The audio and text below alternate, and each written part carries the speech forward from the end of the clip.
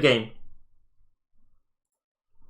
So, in the east, in the blue, as the English, it is MarineLord. And in the west, supposedly, it is in the west, as the French, in the red is TheMista. And this is the first game of the best of 5, and we're going to try to cast this as well as we can, of course. Guys, if you're watching this on YouTube, please remember, like as a video, please remember to subscribe, like, and follow. I very much appreciate it. Let's get into this game, because it's going to be a very, very exciting one. Those are the 2 top players on the ladder right now. Rank 1 and rank 2 respectively, with like 7 elo difference, which is basically nothing. 1 win, 1 loss basically means that there is there's basically nothing that divides them in terms of like level of play they can do. So they can perform very well, both of them. It just is going to be the matter of who does better on the day, who has better picks, and who has a better idea as to how to play this particular matchup altogether. So as far as the French opener goes, actually, there is no gold being taken yet. We have 8 villagers on the food for TheMista. And the English are actually going for the gold as well themselves, so I think we're gonna go towards this very, very quick transition into feudal, and we'll stay in the feudal for a while. I believe this is going to be the case.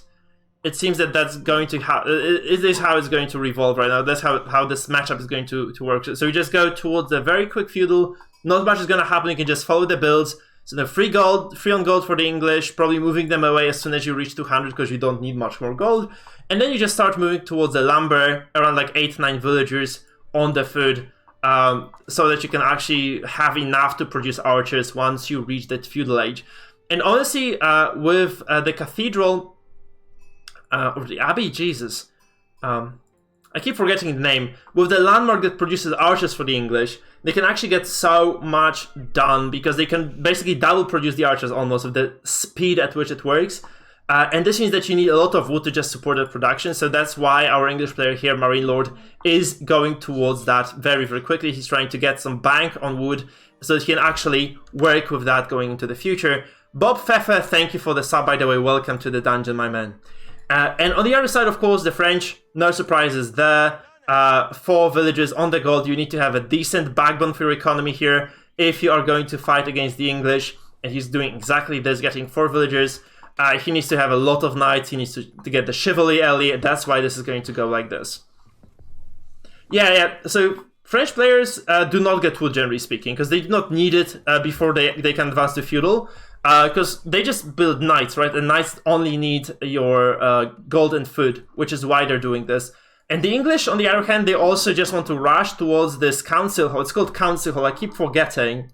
And once they rush towards it, again, they need wood on the other hand, because they need to produce their special unit, which is the longbow. And to build longbows, they do need a lot of wood, right? So the English just need enough wood to support their infrastructure, whereas, the English, so the French just need enough wood to support the infrastructure. The English, though, they need the wood to support their own production as well, which is very different. So hence we see this kind of small difference in terms of how many villagers are being assigned to what. Of course, you want to build second stables as the English at some point, sorry, as the French at some point. So that's why we have that, 3 villagers on the wood right away. It's basically going to mean that there is going to be some amount, some extra kind of production in terms of cavalry later in the game. MarineLord, on the other hand, he's going towards 6 villagers on the wood right now, and he really needs to crank up the production of archers. He's also going to the barracks to deal with those pesky knights who will be harassing him in basically very, very short time. The peculiar take from Mist, actually, that he went for a second scout. Do you guys see this? Have you seen this before? We have 2 scouts from the Mista, which is virtually, I think this has never happened before. Double scouts from the French is a very rare occurrence. I guess that is going to kind of tell him where the opening is. So you have 2 scouts. Obviously, scouts that you guys probably know have way more vision than your average unit. As you guys can see, the radius is ridiculously high. This means that you can use your scouts, you can move them around the base of your opponent, you can find nice openings for yourself to attack. because English are really difficult to actually pressure, since they have a lot of extra defenses, really. Their defensive structures fire additional arrows, and they have very powerful archers as well, so actually just going aggressive against the English requires some sort of a preparation. I guess that is exactly what TheMista is doing here. Getting those extra scouts out is the response, right? So kind of finding those openings with the scouts and just going for the attacks with the heavy cavalry in the knights, in the Royal Knights to be more specific, seems to be the desired weapon of choice for TheMista. MarineLord, though, on the other hand, at the other side of the map, he is playing the English, actually being French, which is funny. Maybe not so funny, it's kind of peculiar. But he's playing the English here. He is getting longbows, he's getting the setup camp ability, which allows those longbows to heal as they fight, which is pretty cool. You can see them actually spamming those fireplaces during combat. And it's weird, but it works. So this ability just, it's not finished yet. It's just going to allow you to set up this kind of healing aura, which is interesting. The English are actually quite quirky in this regard, so they have a lot of active abilities for the longbows, making them like very customizable units overall. It's kind of cool, to be honest, like seeing how much those longbows can actually achieve. And MarineLord actually is going to move forward and poke on those villages and on those knights as well. Mista responds by moving the villas a little bit around the gold, just making sure that he doesn't take any unnecessary losses, right? So we can see no player actually goes for the stone right now, even though I think English, generally speaking, like to go for stone. It is the death, usually it's a death sentence for if you are playing against the French. So Mista here, I think, MarineLord recognizing that, he's just going to go for this kind of full offensive playstyle, pressuring the French, which is quite uncommon actually, and laying siege onto this gold vein, which is not good for the French, because you really want to be getting some extra cavalry and extra villagers on the gold, obviously guarantee that you can double produce the cav from the stable and from the School of Cavalry.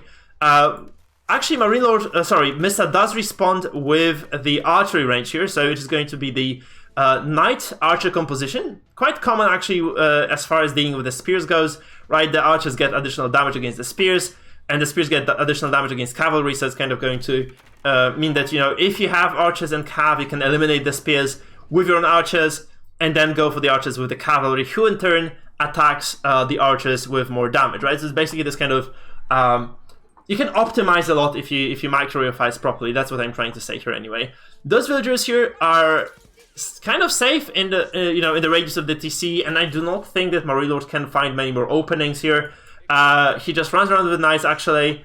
Mista does run around with the knights, and he's trying to maybe establish some semblance of control on the map, because he has been allowed finally to just mine gold full time and recover that initial kind of denied mining time that he had early on into this matchup.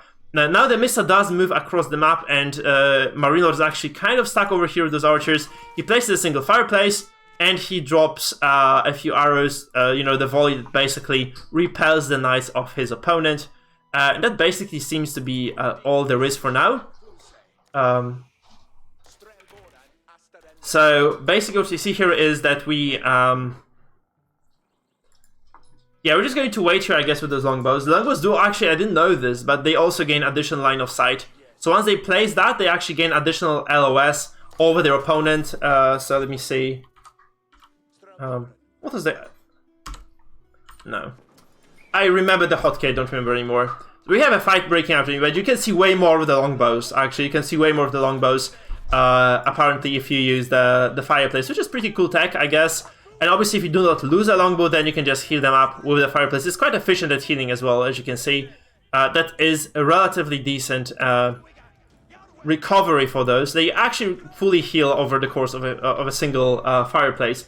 And MarineLord is going to pressure this tower. He actually goes against the cavalry, he braces against the attack here, and he's going to play a very nice defensive game. He's sniping the archers of his opponent as well, so MarineLord is winning this fight apparently, at least kind of getting the numbers advantage here, sniping all the archers of his opponent, setting up the fireplace as well, and despite having those towers shooting, the TC shooting, I think he emerges victorious here. He kills a lot of the knights, who are way more expensive, I think, in terms of like the, quality at least, than those archers and spears, because spears are basically, unfortunately for them, of course, but they're pretty expendable, guys. They're like like Marines in StarCraft, okay? They just can kind of walk in, die, you can just make more, no problem, right? But losing Knights is a problem, because they are very long, they take very long to produce, and they're very valuable. You know, they are worth the bang, they're worth the bang for the buck that you get, but at the very same time, though, they are really, really taking taking a long time to accumulate.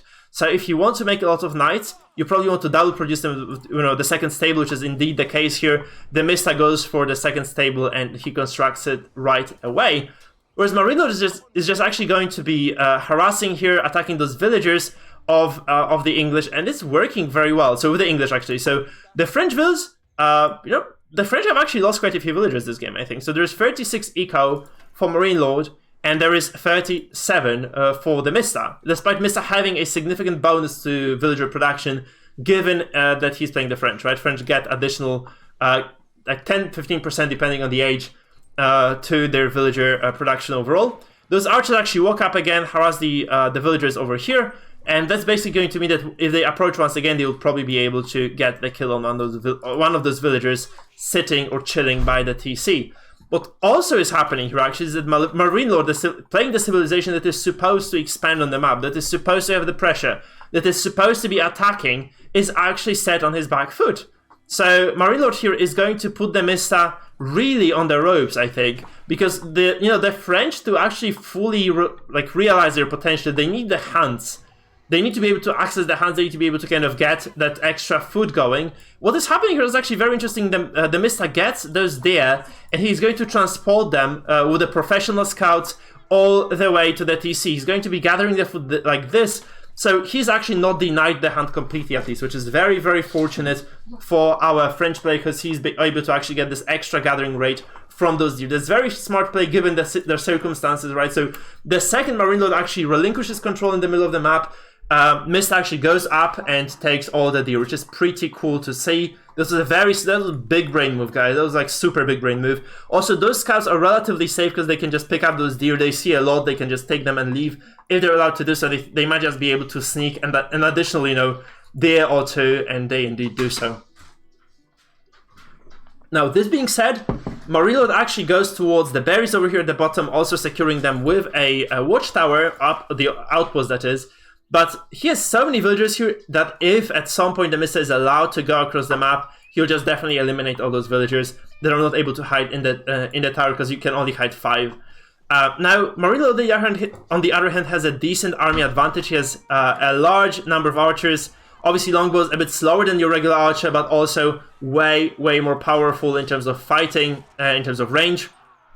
So they're kiting back against the knights. And the pikes are going to cover. The spears are going to cover here in the front line. And the knights, I think, are going to be eventually killed off once again, or at least thinned out. Oh, this is actually looking very good. That's surprising, but it is looking very good for TheMista. He has been able to snipe all those pikes out. And the knights are going to run away, probably regenerate if TheMista has the chivalry tag.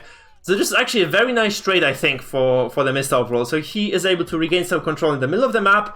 Obviously, there's going to be an outpost landing here for MarineLord, so it's not going to be possible for TheMista to just kind of steal those deer anymore. Also, those outposts do provide the network of castles bonus, right? Which is going to increase the attack speed of all the nearby units of the English. Which means that in turn, this is going to be a very annoying situation for TheMista, because he is no longer going to be able to fight on his own ground. Now, if this outpost goes down, it's going to be the rules set by MarineLord, so he's going to get additional 25% attack speed, which is pretty huge. He pays for this with a villager, I think, but I think it seems to be worth it overall, right? This tower, by the way, is going to shoot as well. This tower here is going to shoot as well, which in turn means that there's going to be a lot of kind of damage traded back, even kills traded back by the English over here. You can see those arrows actually going super far, reaching the knights, and there is no knight left, I think, for TheMista right now. Yeah, there is no knight. He lost all his knights in this trade. That was terrible. He overchased, and those longbows from MarineLord actually are going to be very, very frustrating to deal with right now, because they do have the support of this outpost as well. This is going to be extremely difficult for anyone to actually engage on them, and MarineLord is not going to stop. He's just going to keep pressuring. He's going to build that ram or two. He's going to actually just kind of keep going across the map with a lot of his units, just trying to, keep the pressure, actually. He has all the tools to do this. So he might actually push MarineLord off this gold. And what we see is actually there is no more gold available for for TheMista. So MarineLord is going to be able to push his opponent off the gold, and there is no secondary deposit here that can be accessed by the French. So yeah, those archers are gonna kite back. They are almost like two-shotting the knights right now, maybe three-shotting the knights right now. But that doesn't quite seem to matter. The spears are taking care of the knights, and the archers just kiting back, dealing very nicely with the archers of TheMista, killing the knights off as well. And this looks like GG, man. This looks like actually a very large advantage at the very least, if not just the end of the game. Because those are like, this is a fight after a fight after a fight that MarineLord is taking and, you know, just trading very favorably. He took like a singular bad fight this game, but other than that, he's been able to, you know, push his opponent off the gold, force them to stop producing knights a lot, and then he's actually just able to take a lot of fights around those outposts, which also fire a lot of you know, extra arrows. There's a lot of free damage actually just taking place for MarineLord. That there's no response from TheMista to what is happening. Honestly, I do not think there is like a single thing that that can be done at this point, because he lost so much, and you know, this is a critical mass of archers. I think like this is the number that is not going to be easily repelled. And the knights have been thinned out so much that it doesn't seem to be possible anymore for them to fight back efficiently. And there is no blacksmith either, so there is one actually. There is a ranged defense upgrade, so it's not that terrible, honestly. It's not that bad. But, you know, MarineLord is actually taking lots of trades that are favoring him. He has better economy probably at this point. Like, we have 48 vills for Mista, and we have 49 for MarineLord, which is really cool overall. My food has arrived, I think. So anyway, it's looking like a very decent situation for MarineLord in this game. And this ram push is actually going towards the TC once again. You know, a single ram is not going to do much, right? A single ram is just kind of going to be there just as a pressure point. It forces the TC to focus fire like with this natural attack on the ram, but it doesn't kind of allow you to. I think you can still retarget the garrison units, so it's not that terrible overall.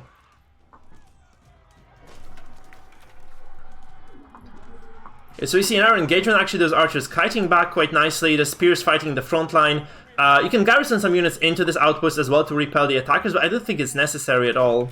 So those archers are going to kite back, the ram is pulled away as well, but this is a lot of pressure, of course, and this trade does seem to favor MarineLord once again, quite nicely. So MarineLord is moving forward once again with his units. He's going to harass the knights, and one of the knights is almost dead. The other also takes a lot of damage. And again, now we're just focusing the volleys of all those arrows onto the archers on the back. So MarineLord, recognizing that the only threat for those spears are the archers at the back, is just going to thin the numbers here as well. He's continually killing the knights as well, which is very good. I think that's a good moment for TheMista as well. For MarineLord to actually scout around the map, because there's a ninja base here mining the food, or gathering the food, and there's a ninja over here as well gathering the gold. So they're relatively unprotected. What I would like to see then is actually some sort of a form of aggression, just kind of moving around the bases, wrapping over here, and maybe dealing with this economy. Because at this point, I'm pretty sure he can keep taking good trades, but I wonder if they're trading equally, right? As long as they trade equally, or like kind of, you know, a slight disadvantage to them, I think it's still okay.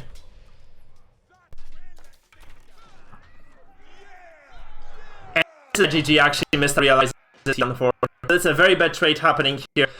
In the end, all knights die again, and yeah, MarineLord just had the pressure in this game, which means that he's going to have a very nice advantage going to game 2, because he can pick the French on that bay, on the Boulder Bay map, if he wants to. And I guess TheMista might still want to pick the French himself, so it's going to be a big question as to what they do right now. But that was a very interesting game, actually, from MarineLord. He was able to show how good the English can be against those very sturdy opponents. It seems like this is indeed how those games are going to play out from now. So the French no longer hold like a huge advantage, which is really cool to see overall. And it seems my girlfriend ordered shrimp from dinner as well. So I'm going to take a short break-ish, I guess. Have my food. But we're going to obviously keep casting, right? We're just not going to talk as much. So we're going to go into the game number 2. with MarineLord holding 1 game advantage, but I'm going to sometimes chomp on my shrimp, which is pretty cool, guys. I can't wait for the shrimp. And we're just waiting, I think. We're waiting for the guys to decide as to what to do next. That was a very cool game. That was very nicely played by MarineLord. Especially considering the fact that, you know, generally speaking, English are said to be at a disadvantage here. But what we saw was actually like a single TC play. That's, I think, what is becoming the staple meta right now. So people no longer force those expansions, which is, you know, kind of the classic move in a lot of the other games. Dziękuję. It's kind of the generally accepted move that you do expand at some point. I think as this is no longer the case for Age of Empires 4. Thank you, Omni. Thank you, guys. So we are waiting for the game to start. I'm going to take my moment to eat. Wait, I'm gonna share my shrimp so that you guys see what I'm having. I hope nobody minds too much, but I need to find my intro screen. Here we go. So we have tempura shrimps, guys. And that's a whole box of those bad boys. Look at this. And French fries. That's the right move, right? I'm really bad at directions of the camera because it's mirrored, right? Instead of just kind of being the normal reflection. So it's weird. Yeah, I'm gonna enjoy my shrimp. We're gonna wait for MarineLord to get his bearings and prepare for game number 2. They're nowhere near starting, I think, so I'm just going to kind of drop to the cast window. And we're going to wait for those guys to start. I'm going to maybe add some sort of an overlay text as well, you know, stating what is happening.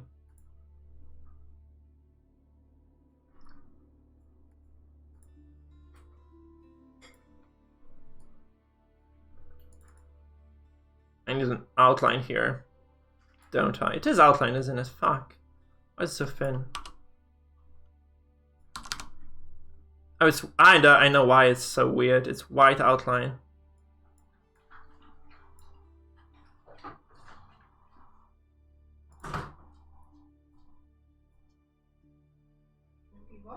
Nie, dziękuję. Dziękuję.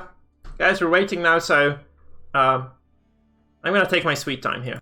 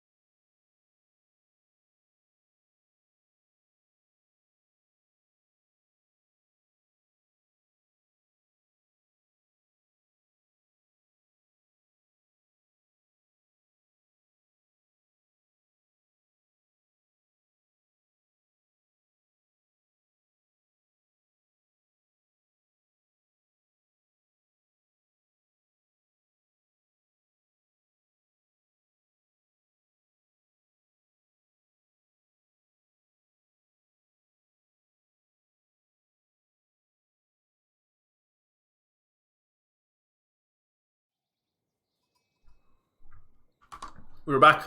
Guys, we're back with the stream. I'm just getting ready to talk. And I think we're good to go. So, in the right-hand side of the map, in the east, in the blue, it is MarineLord playing as the Rus. It's a very new civ, actually. I haven't seen Rus played that much in this tournament. And so I'm very curious as to how it does. And in the east, or in the southeast, sorry, in the southwest actually, as the Mongols, it is going to be TheMista. And honestly, Mongols have had like very different performances in this tournament overall. We've had some good games from, I think, Panda Lord. No, Panda Bear SC. I'm kind of mixing up names, right? It was Panda Bear SC, I think, who was performing extremely well in the Mongols, I think, among other people, right? So there were like different games for the Mongols overall. Excuse me. And it seems that Mista is actually kind of proficient on that. I would expect like every player who is top 1 on the ladder to be proficient on those kind of core civilizations. Mongols are considered to be like A tier by most of the tier lists, which seems to be supporting the idea that you can play them in here as well. And that's basically the idea. The Rus, we have seen Rus played by many players. So we have seen it played by Kazva in his matchup. Was it against Tato? I think it must have been against Tato. We have seen a lot of different players trying Rus, and they did not succeed. I think that I have not seen a single Rus win so far in the tournament. Maybe I was obviously not observing every single game, but I have not seen too much success from the Rus, despite their very cool mechanics, right? So the Rus get a lot of gold from killing the Huns, basically. So for every single animal that they kill, including the boar, including the sheep, including the wolves, and the deer, of course, they get extra gold. Not only that though, but also they do get this extra bonus. So if they are able to gather enough bounty, so enough gold from those killed animals, they will also get more food harvest rate, and their hunting cabins, which is another unique building for the Rus, will generate extra gold. They generate gold on a per minute basis, depending on the number of trees in their site. So in this case, for instance, this is a rather inefficient cabin because it is right next to the woodline that is being chopped. So the more trees go down, the less it is going to generate, I believe. So that's how it's going to go.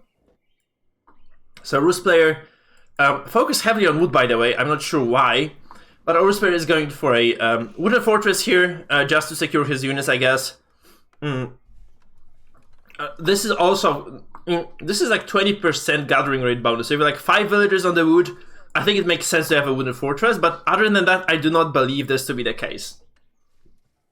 So I'm not sure how good this is with just 3-4 villages. I mean, I am sure it's not as good as it should be, but I guess you're just going to get a lot of wood overall, and maybe just secure some sort of a an early lead with this, right? Because what he's trying to do, of course, he's getting free gold from the hunt, so he doesn't need to mine anything. So he's trying to just find as many hunts as he can, get as much gold as he can from that for free, and he's just gonna try to go up to the next age as quickly as he can. TheMista playing the Mongols, that's a very different story, to be honest, because he's actually forced to gather gold from the mines, and he should have enough food anyway to also support the age up really, really soon. I guess he's gonna pull those villagers from the gold on towards building a, I don't know really, I have no idea, because the market is at the top in the north. I'm not sure there's another market, honestly. There isn't, so... I don't think the silver tree is a good idea here. Oh, thank you, Haunted. I did not know that, actually. So, I'm wrong. I thought this was actually going to... Like, once the woodline is exhausted, it is actually going to define how much gold you get, but I was wrong. Okay. But anyway, the Mongols have a very weird situation because this market is very far away, so this trade boost is going to be... perhaps not going to permit the trade for the Mongols at all, because, you know, Rus have very good cavalry, they have early knights starting in feudal, so it's not going to be possible to, you know, send your caravans all this freaking long way across the map. So he has to just settle for those deer stones, which of course bolster your mobility, so it's not entirely terrible, I guess. Especially going in towards the cav.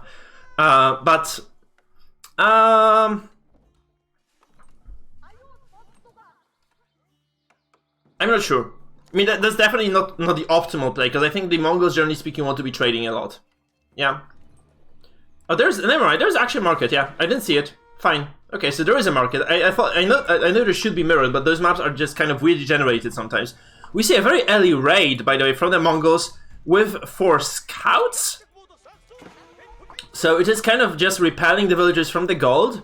But you know, Golden Gate is still going up. I do not think the Rus needs that much gold anyway, because they have like lots of passive gold generation. They can build a lot of cabins as well. At some point, they just do not require to mine too much.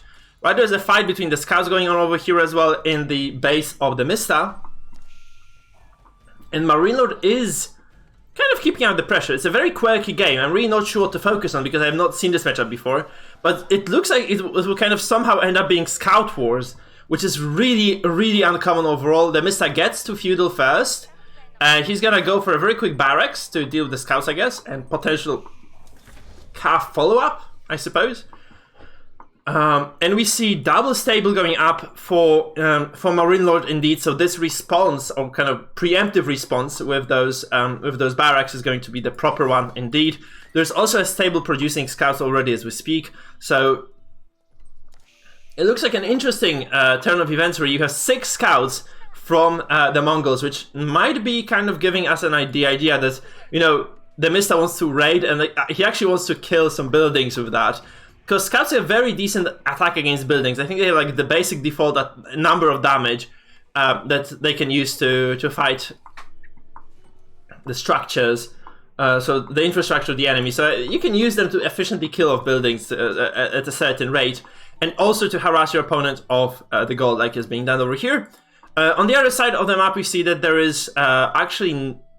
Yeah, there are 4 knights queued in production for MarineLord. So he's going very hard onto that early harassment unit. The question is like how well this actually develops into the later stages of this matchup, right? Because I'm not sure how much you can get done with those knights. They can be very good at defending your base, I guess, but with the number of spears and with how late they come compared to, you know, the French knights who are basically like ready to go around like what 5-minute mark, right? These are very late. They take super long time to build. They're as strong as the Royal Knights of the French, as far as I remember, like maybe 1 attack less or something, but 1 attack fewer. But not really, no, like you just get a free attack from Blacksmith, right? So they're basically the same as the Royal Knights at this point, but they do not regenerate health, first of all, which is kind of a big problem. And second of all, which is probably more problematic, they, as I said, take a long time to build. So those timings that work for the French Knight will not work for your Rus Knight, right? That's kind of the issue here, of course. Okay, so that's why. That's very interesting. So what Mista does, he goes for professional scouts. He's trying to steal as much deer as he can from the maps. He's just kind of going to go around those hunts, and he's going to take all the deer he can back to his base here where the villagers can safely gather that, which is pretty cool. I like this idea. It's a pretty cool approach, honestly. And he's defending that very well, so those scouts survive. They obviously regenerate health, because every single scout does regenerate health for free. You can see it over here. There's no passive for that, they just do regen health. So he's gonna drop those deer at the base. He's gonna go around the map and probably gather some more. Those 4 Rus Knights, they're no match for this number of spears, so they're just gonna be repelled efficiently by TheMista. And this seems to be a very neat position for our Greek player, I guess, right? Because MarineLord here, he is not doing much with those knights, and that's a decently large expenditure, right, in terms of resources, in terms of wood, because you have to build 2 stables. Not getting much done with this is not really what you were aiming for, not really what you were hoping for when you went towards the Rus. He can still, of course, just pivot towards archers or something. He has to actually get archers, because he has to deal with those spikes somehow. There are so many spears, look at this. There are 10 over here, and they're hardened, right? They're like 10 hardened spears, that's it. Actually, never mind. Because he invested a lot. Mista invested a lot into those scouts. So he's going to plunder those as well as he's going to salvage the deer. And he's just going to escape. And it doesn't seem like there's a good response from MarineLord to this. And honestly, Mista is going up. Look at this, he has clicked up. He's going towards this step redoubt, which is the landmark that I think provides you with gold drop-off. Yeah, this is basically like an improved jar. So generally speaking, Mongols have the this very unique drop-off building, which allows them to drop off all the resources and can also be moved around the map. It is quite expensive, because 100 wood, unlike the regular gathering buildings that cost 50. But as I said, it's reusable, so once you exhaust one node of resources, you can just move to another node with the ger, which can obviously, or ger, which allows you to once again just kind of keep mining about building an additional gathering site. So over time, I think, these pay for themselves, right? That's basically the idea here. So now TheMista protects his scouts once again, so they go unharmed. You're going to transport all that food back to the base. And those villagers are really safe. Look at this. So because this basically goes against the plan that MarineLord had, because MarineLord wanted to use those knights to harass, or he wanted to kind of move around to maybe just kind of attack those vulnerable points, which is usually, you know, the food gatherers, because they are usually forced to move out of their base. But you know, Mista is not having none of that. He just is moving all those deer right to the TC, to the safety of it. He's going to be playing very, very defensively here in his base. It's looking like he's just going to be able to just pick up every single, almost every single deer from the map and just kind of put it here, which means that he basically guarantees that he gets free food gathering for the, you know, duration of the game. He hits castle really early as well. The Rus is nowhere near. No, that's not true. Rus is kind of close actually. Rus is following his steps, but it's, yeah, the Rus player is like MarineLord is slightly behind in terms of aging up, I guess. Now the Mongols get the market. That's nothing special either. I guess they just want to establish, get the possibility to exchange some gold for food and wood. I believe that would be the natural choice. Or, you know, you might want to buy some extra wood, just go for that second TC at some point as well, because you're so safe here. I don't think that the Rus have a good response to this. I'm not sure whose blacksmith was it.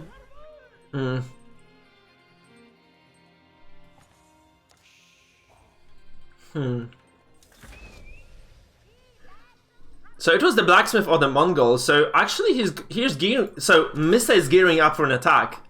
He unlocked the siege engineers. He's going to be able to attack against his opponent. By the way, another unique part of the tech for the Mongols is that they actually get some extra technologies available through the Uvu. So if you build a blacksmith next to the Uvu, you can use stone to research some improved versions of those regular techs, which is basically just a nice empowered army that you can get. Especially this one, of course. Like this is an additional 30%. HP for the cab, which is usually 20%, for instance. Those values are basically like extra 50% of the baseline value that other civs get. This means that you get slightly stronger units as the Mongols. By the way, this also acts as a university, of course, so you can just get the university text from here, even if it is outside of the Uvu, because Mongols do not get universities. Sad people, right? Now we see very few, that's actually another thing that we have seen in those pro games, right? There are very few tech upgrades going on as far as the gathering rates, right? So there's basically nothing researched for TheMista, and MarineLord only now is going for that Brodax, right? So that's basically a very late research coming here, and he has the wheelbarrow as well, so I think, yeah, he is valuing that extra gathering rate a bit more. Now, we see some horse archers as well, which are scouted immediately by TheMista, which once again should be used to harass, but I'm not sure how efficient they will be. Now, the problem is as well, something that we did not see at all, I did not see anyway, is that we have so many of those springles. So, TheMista doesn't use the siege engineers to build rams, he actually goes for springles here, and he's going to just kind of put on the pressure on his opponent, right? So instead of going for the siege workshop, he's just going to use his infantry to produce those springles in large numbers. By the way, they build very fast, like unlike the rams, which I think they take like a minute almost to build. The springles and the mangoes as well, they take very little time to build up, which is pretty convenient for the sieging armies, of course. So you can see here that there are like 5 springles, very high range on those bad boys, extremely high damage values as well, which means they can basically like 1-shot, 2-shot the villagers, I think. 3-shot the villagers apparently, and they're doing exactly that. So they're putting the pressure on the woodline here for MarineLord, and they're forcing him to move his villagers elsewhere to a more safe location.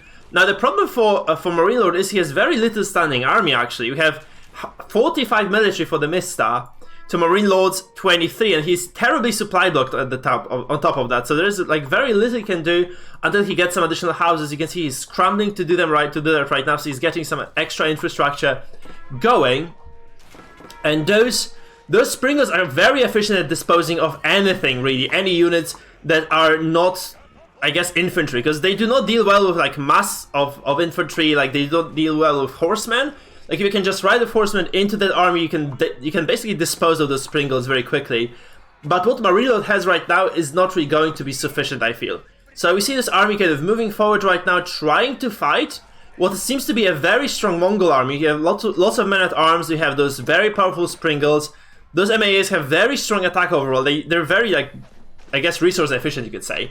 And they're just really putting a dent into MarineLord's armor. I think this is basically the exact opposite of what we have seen in game number 1. Right, so game 1 was basically full dominance of MarineLord in terms of pressure. Now TheMista cranks it up. He puts on the pressure himself. He is building additional rams. He has a man. He's actually building a mangonel as well, which is pretty cool. And he's raiding. His 2 knights coming into this base over here, probably trying to go towards those villagers, gathering food here to around those cabins as well. And there's basically a large unit, 7 idle villagers here for MarineLord, and in the very north of his base, also doing nothing. It is a lot of pressure from TheMista, actually. I wonder how much MarineLord can do to actually salvage the situation. I mean, he has a lot of possible trades that he can do efficiently, so that might be the saving grace for him. Also, this number of horse archers is going to one-shot the MAAs. So if you can just kite back a little bit, that could be fine, but this is not remotely enough of the army for MarineLord. He's got to expand down, he's dead, right? So he loses the series. We are 1-1 in the series, actually. So it is a very exciting turn of events. So in terms of stats, again, like we have a lot of eco for... actually, no, we have a lot of military advantage for TheMista here. Let's have a look at the timeline. So the growth was way bigger for TheMista, right? It was just way bigger. Villager-wise, they were equal. They were even Steven. 1 TC producing consistently, that's basically what you're going to see on every graph, with no extra bonuses. But in terms of the army, there's this exponential growth for TheMista, whereas MarineLord, I think, was just kind of playing for a later game somehow. Maybe he was hoping to get to Imp. Or he was just hoping to use those course archers, to execute some harassment, but his opponent was having none of that. He just pushes. And honestly, the siege engineering push with Springles, with Rams, with Mangoes, looks like it's very hard to stop. It was very cool to see this, and I think I'm gonna play some Mongols once we're done with the tournament. But it was a very cool thing to actually witness, because, yeah, it's something that is rather uncommon, I would say. It is rather uncommon. So our boys are in the lobby right now. I'm going to very quickly update the scoreboard. We are 1-1 in the series. And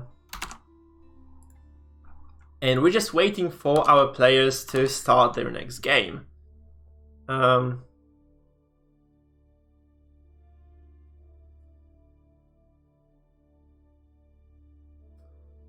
This is my screen. So we are 1-1 in the series. Mongols won and the English won so far, which is a very cool game overall. I really like this one. I think the English game was a bit more interesting overall, because the English usually just don't push out and kill the French on the spot, which was totally the case there for MarineLord. I think that was very peculiar. Here it was just, I think it was a nice surprise timing attack. So TheMista just backed up a lot of resources because he was not making that artillery. He just moved across and made it on the spot. So he took very little time to move across, and I do think that MarineLord could have spotted this way sooner. So he had so many scouts, they could have probably just kind of, seen this coming from a mile away. Maybe he could have prepared a little bit better, got some defensive infrastructure maybe. He could have got some extra units, some knights, maybe some basic infantry as well, to just kind of deal with those relatively resource-efficient men-at-arms. I think that was the big problem. So it seems like we're going into game number 3 in a while. Again, I'm going to take a really short break now to regain my composure, and once we're done, we're gonna kind of move towards the next match between those two excellent players. Guys, just a short reminder, if you haven't subscribed yet or followed me yet on Twitch and you're watching, please do so right now.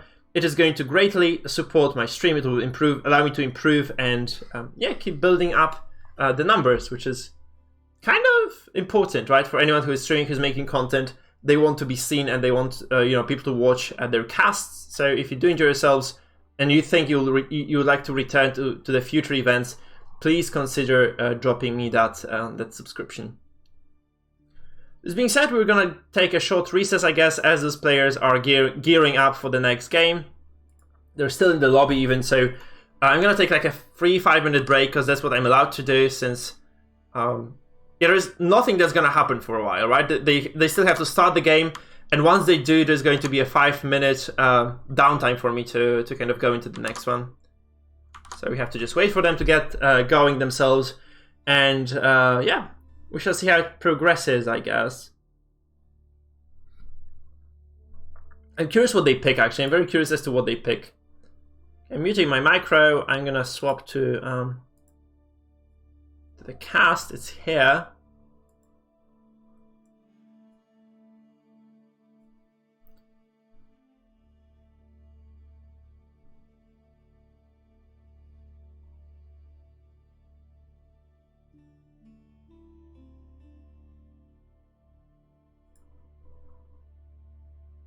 I should make this thicker somehow. Maybe choose a different font.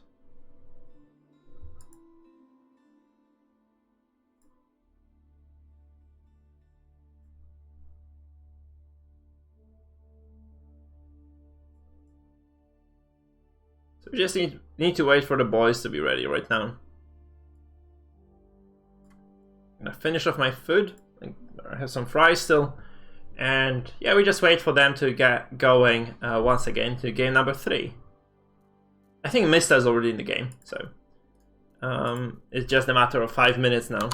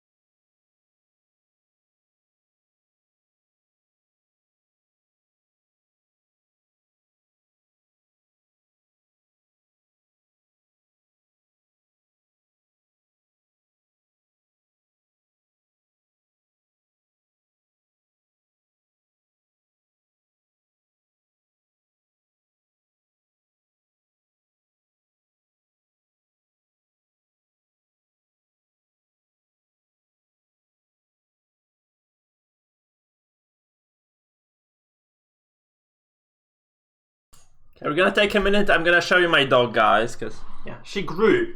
She's huge now. Chodź, Kalma. Chodź. No chodź, będziesz popularna. No chodź, tak, zdobywca, Kalma zdobywca. Chodź.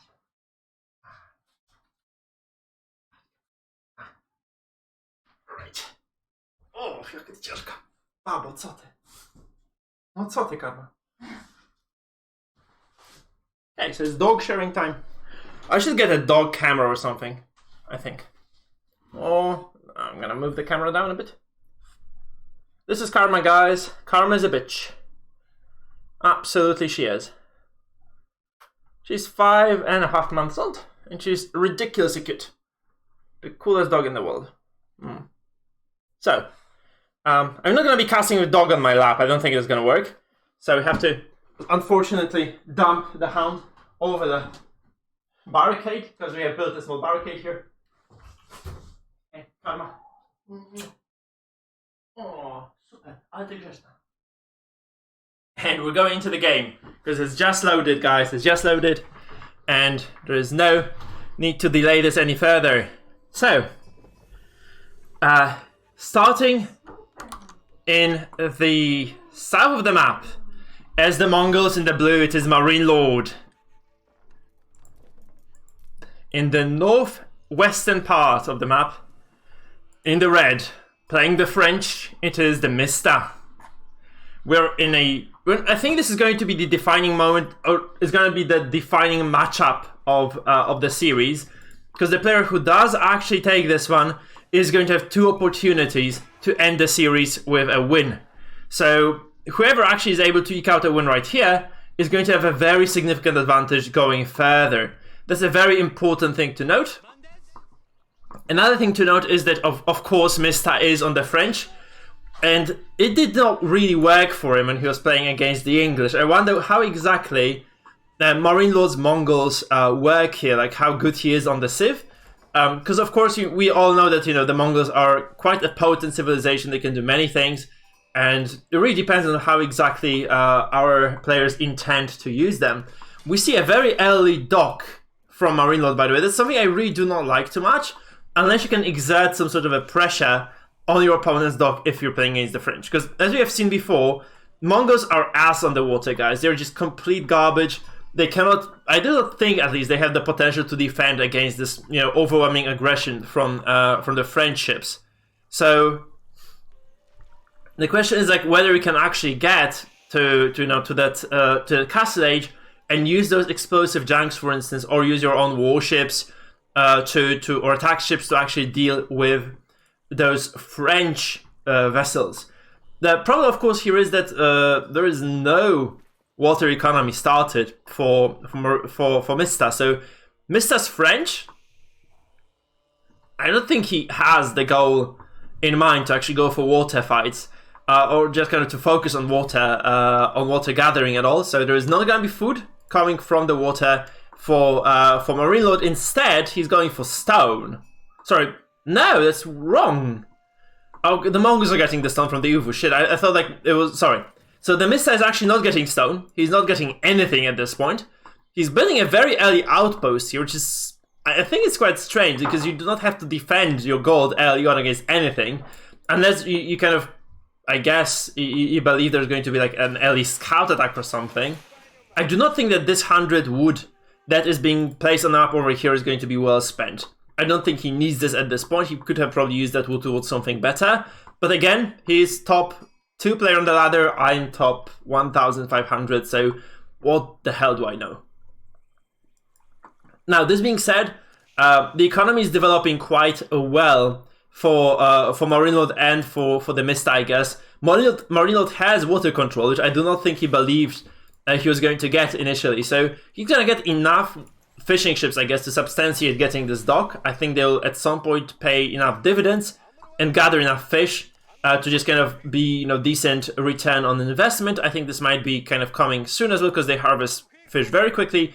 They can, stack up to 40 food and return that to the dock. So I think this might be even if at some point he loses them, if he's able to just kind of go unbothered for a few minutes, and MarineLord, his opponent, Mista, is not getting a dock of his own, I think he's going to be fine with this. Because You just basically are getting free resources here. You obviously had to invest a little bit into the wood here initially, but this is going to be all returned at some point in the future. What this map also has is 2 markets that are located very close to those shallows over here, but they are also very conveniently located close to the potential silver tree. But, you know, again, MarineLord is having none of that. We have not seen a single silver tree other than the Kasvas one, which was a complete and utter failure. So there's going to be another deer stone actually being placed by MarineLord on the map. And yeah, we will not be seeing anything else. I was kind of hoping to see the trade established by MarineLord, but I guess like against French it doesn't make sense, right? Because they're like so mobile with this cavalry that defending against, you know, night attacks from multiple fronts, from multiple angles, might just be a little bit too much. So I do understand why MarineLord decides against it. It might be just very map specific of an approach to take as well. Now you can see there are like a lot of fishing boats actually, and there are no more in production. So MarineLord is sitting on 6 right now, and he's very close to aging up, while his opponent playing the French has already aged up at 5 minutes into the game, having also, by the way, gathered a decent amount of wood. So he's gonna go probably for a dock of his own, or at least he's going to try to apply pressure onto the economy of MarineLord. So Mista is actually getting a nice, I guess he's getting a nice, he's getting towards a nice number of warships even. I'm really not sure what he's gonna do. Like maybe I'm wrong, maybe I'm completely misreading this. Maybe those 5 villagers are just here to support the production of archers, but it seems quite strange, to be honest. It seems quite strange overall that this is happening at this point. That we have so many villagers on wood, and there's nothing happening on the side of the river for the Mista, right? Mista is just not getting anything done at this point, nothing at all. So that's a big question mark, like whether it is actually going to be just a straight up land fight, like land game from Mista here. I think he's just he decided to relinquish the water control, which is interesting. I guess it's kind of a different take on the game. I'm not sure how exactly that works for him. Also this knight, I think he could have left like I guess like 30, 40, no, maybe not 30, but like 20 seconds sooner, right? Because I think he's like very late to the party. He's also spotted instantaneously by this can over here. So this is not going to accomplish much either. Those pikes or spears are moving across to meet the knight on the other side of the river. I think MarineLord realizes he's not going to catch it, so he's just going to move back towards his base, and that's all there is. Now the scout, the can actually from MarineLord just sees everything, and MarineLord is really ready for this. He's not going to get surprised by that knight. He's not going to lose any villagers to that. I'm not really sure how exactly that's gonna kind of pan out in terms of, you know, the hunts and such. So how exactly those players plan to expand on this map, like whether they're. I don't think we have actually seen a single double TC build today.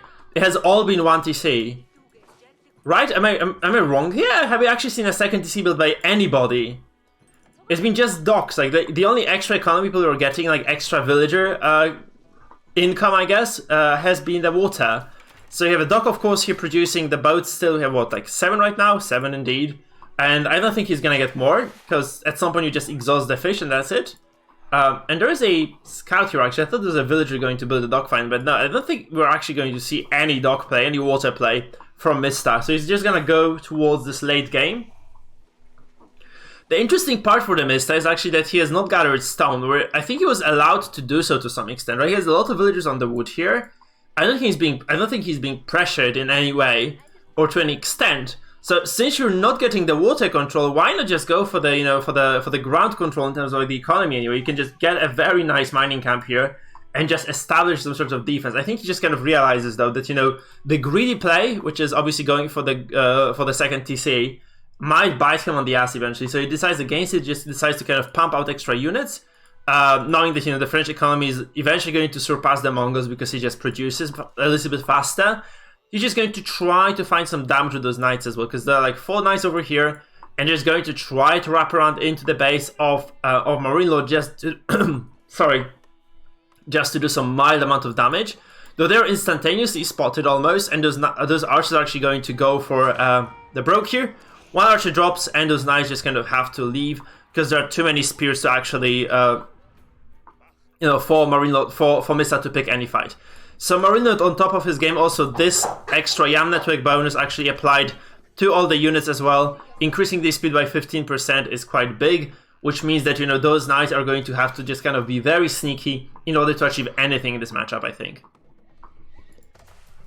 And no surprise here, again, it's very fast castle for MarineLord. We have seen Mongols do this over and over again, where they just kind of go for very early castles, and they just kind of try to capitalize on the lead that they generate through, you know, extra tech and such. Because it's a game that's going to be very difficult for, I think, for TheMista to break at this point. I believe that MarineLord just realized, you know, he can actually spend those 1,200 food and 600 gold onto going up, especially that he has no particular use for the gold anyway, other than just, you know, going up or getting the tech in the blacksmith itself. So we're getting also the steeled arrows here, which is going to be the upgrade for the archers. So +1 range damage is going to be coming for MarineLord. Is also going to be using those archers to approach the wood line here and maybe deliver some damage. 1 villager drops. It's very good. I think like any small lead, when game is played optimally, is just kind of important, right? So getting this 1 villa sniped, obviously going to contribute to you getting a nice advantage. Now, in terms of economy, of course, 42 villagers to 38, but I think this does actually include those little boaties over here. So those 8 fishing ships, 8 now, by the way, are going to be contributing to, you know, at least the lack of economical disadvantage for MarineLord. And I think he's in a very decent position right now. He's going to get some upgrades. I think he's going to start the archer upgrade right away. Nope. The pike, nope. What is he doing then? Why would you, like, you age up for a reason, right? You want to get, like, your units a tier up, which obviously makes them stronger. So I think that he just needs gold right now to do this. So he's just going to maybe just start gathering right now. And just kind of work like this. By the way, this is like a mini wheelbarrow because it allows your villagers to move faster as well. So if you get this, it actually means that your economy is like a little bit faster. Maybe you get like, you know, 5% extra resources overall because your villagers just waste less time moving between the gathering point and the drop-off point, right? Which I think is actually quite good. It's obviously not as impactful as, you know, double producing traders, but it's good enough, I think. It's good enough. Okay, so the French have enough, so Mista has managed to muster up enough resources to age up himself, but he has rather small army, 20 army count total to 20, okay, never mind, that's actually enough. You have knights and you have archers. I think this is a good enough army to handle whatever is coming your way. So these knights are, of course, like 7-8 knights and a decent pack of archers. I think these guys are going to be enough for Mista to just kind of keep himself alive. Should any attack occur, of course. Siege engineering, by the way, completed, so there's going to be some sort of push, I think, coming from MarineLord. So he actually did invest into that, but he has still not reaped the benefits of going towards the Castle Age upgrade. So I'm not sure whether he's going for that right now, or whether he's just going to wait a little bit. We have actually the veteran spearmen being researched, finished as well, and we might see the veteran archers following in suit, or they're actually there as well. So both those upgrades actually hit at the same time, roughly, and there is a lot of infrastructure going down for MarineLord as well. This outpost, of course, over here to provide some fire support, and maybe just the YAM network as well, right? I think it might be just kind of contributing to the YAM network bonuses. That's actually very nice. I think that's very similar between the English and the Mongols. You can just kind of use those outposts to generate some extra ground for yourself. Of course, you can also move this landmark towards the base of your enemy. We can see there's gonna be probably a fight breaking out, but TheMista, knowing that he's behind in terms of eco, he's probably just going to have to relinquish some ground. He's gonna have to lose some production here, because if he just goes for a fight against veteran units, I do not think he trades efficiently ever. So, having realized that he's just going to kind of play it safe, I think he might even start... I don't know, do you want to defend this, or do you just kind of give up the school of cavalry? That's the big question, right? Because Mista still... Oh, he has just aged up, I think, with the guild hall, yeah. So he's age 3 as well. He's still waiting for the upgrades. Okay, the knights have already got theirs. I guess that's kind of the go signal, right? So he can actually go for an attack, because the veteran knights are really very strong for the French. So he kind of pushes a little bit forward here. He goes for a nice re-engage. There's a flank as well of those knights coming from the back. It would be very good if he could deny that villager from building. Well, I think he killed her, right? He actually killed the vill. So he's able to at least play defensively here. Depends on how well he handles the fight. There are a lot of spearmen in the mix in the front line. So those knights are actually kind of getting attacked here. On the other side, however, there is also a few knights in the backline dealing with those or disposing of those archers. So it looks like, you know, the defender's advantage being here, TheMista might just defend this attack. He might just be able to, you know, keep himself alive long enough to probably just kind of, you know, stay in the front line here and make it through this very, very rough patch. Because he was, I think it was a very bad timing mistake from TheMista, from MarineLord, where he had an opening where, you know, he was in castle for a long time. He had like 2 minutes in castle without his opponent being there. So if he had just gone straight up for an attack there, he had just kind of a nice timing prepared. I think this would have like worked like way, way better, because I think you'd be at least able to kill the school of cavalry. You'd be able to maybe harass the archery range as well. You'd be able to deny a lot of infrastructure from your opponent, and maybe just even harass the wood line here, I guess, right? Just kind of push the villagers off, just cause some damage. The way things are though right now, it's kind of an even game. Again, like Mista maybe even holding a nice advantage in terms of quantity of the army. No, quality it is. So 17 army for TheMista, 26 for MarineLord. But you have to remember, those are archers and some MAAs and some pikes. On the other side, we have lots of knights, actually. Yeah, that's a large unit of knights, actually, for Mista in this kind of side, on this side of the map. So this is going to be probably favoring... It is going to probably be favoring our French player, should an engagement occur soon. Like, if they should fight very quickly from here, very soon from here, I do think that Mista takes it. Though Mista does actually need to have some sort of fire support still. I think he does need some more backline in terms of archers. It would be very nice if you were able to actually get a second archery range or something. I do believe that this would actually allow him to produce more, you know, fire support for the knights, which is really what counts quite a bit in those matches over here. So we see that knights actually are charging in a little bit. A scout is sniped. Knights do go in, but yeah, he's actually just very hesitant here. He's waiting for the flank from the back. That's very nicely done. TheMista actually goes from behind here. There's no can available for MarineLord, so he's not getting the unique bonuses from that. So there's no nice opener with that arrow. And I think the knights are just gonna clean up. Look at this. They're just those numbers are very big. Like, there are so many knights still alive. They just clean the house, man. I think the archers were very, very nicely focused from TheMista on the pikes of MarineLord, and MarineLord has only archers left. Veteran knights are very good at dealing with those archers, because archers no longer kind of have enough damage to penetrate the armor.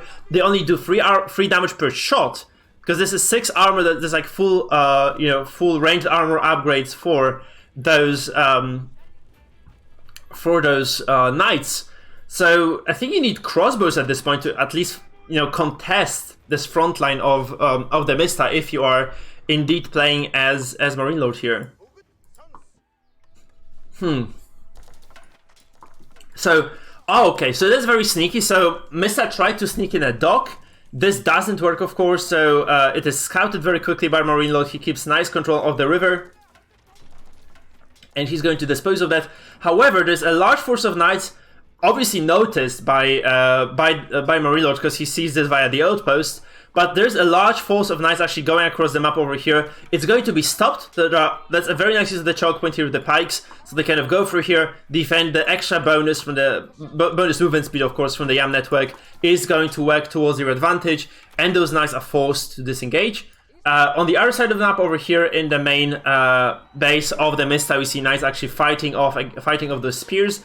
And I do think that these kind of proxied outposts are going to fall as well. You see, oh no, that's terrible.